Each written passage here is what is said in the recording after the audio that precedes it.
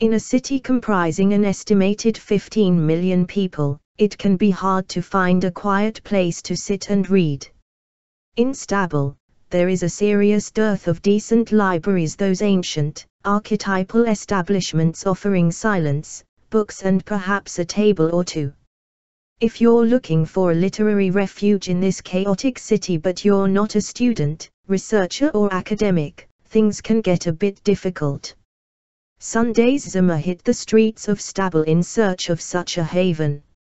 Located next to the entrance of İstanbul University is the Beyazıt State Library, built in 1884.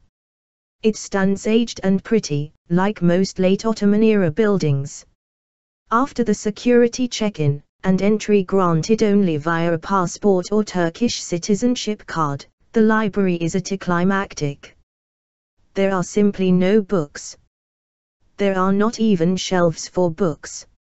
It operates like a typical Turkish state-run building, old, outdated and dusty.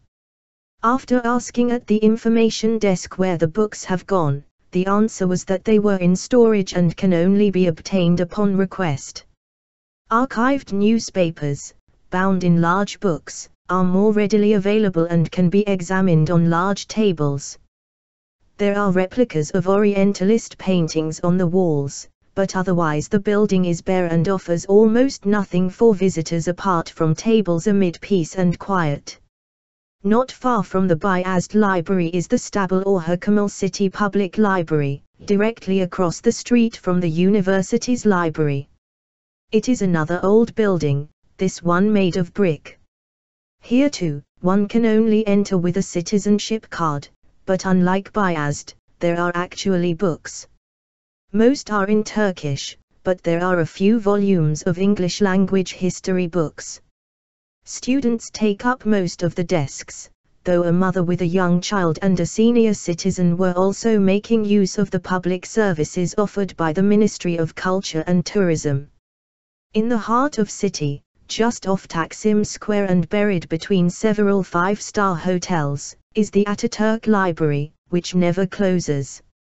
It's 9 p.m. on a Tuesday night, and a line of high schoolers are waiting outside as if the library is one of the hottest nightclubs in town.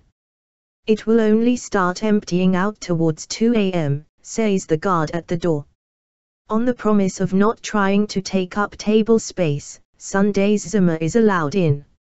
Inside, it smells of a nauseating mix of stale books and teenagers who haven't yet figured out the importance of deodorant.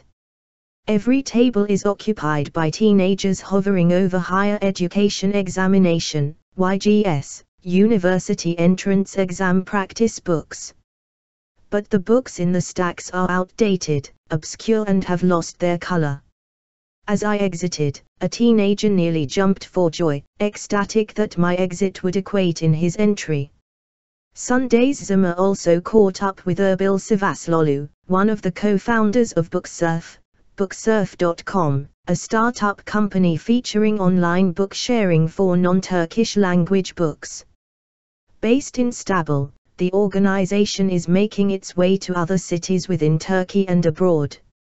Sivasoglu laments the condition of state-run libraries. When I was at KOC University I had access to the school's library, which was quite good. But I was also looking at the city's public libraries, such as the ones in Besiktas and Kadıköy, or in Taksim and the rest of Beyoğlu, and I found them, the books, to be quite old and irrelevant. You could only really find old Turkish classics, history books and school textbooks, he says. They didn't even offer an ordering facility. Therefore, I was just stuck with the books they had there and never found the selection on offer to be very rich. That's why we started Booksurf. We not only wanted to share our libraries but also wanted a way of meeting others who are interested in these sorts of things. If they are also interested in books, then there is going to be a certain level of understanding to a certain degree. Booksurf is a great, free option for finding books, but it's more of a community of bibliophiles rather than a quiet space to read. Unfortunately, only a very small part of Turkish youth is interested in finding a good library. I'm sure if it went to a vote, more people would be interested in a new soccer field than a library with decent books, Sivasoglu added, half grinningly. But the metropolis is not entirely hopeless. There is one particular space that offers a melange of everything mentioned above, Salt Galata. Salt, in the Karaköy neighborhood, is a cultural center privately funded by Garanti Bank and open to the public. The building housing Salt has been beautifully restored and modernized from a historic Ottoman bank. But it doesn't only function as a library.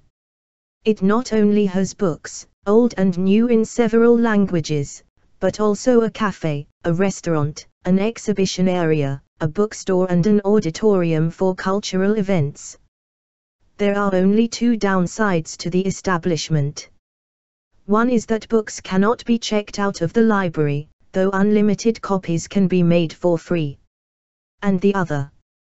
There is only one like it in the entire city.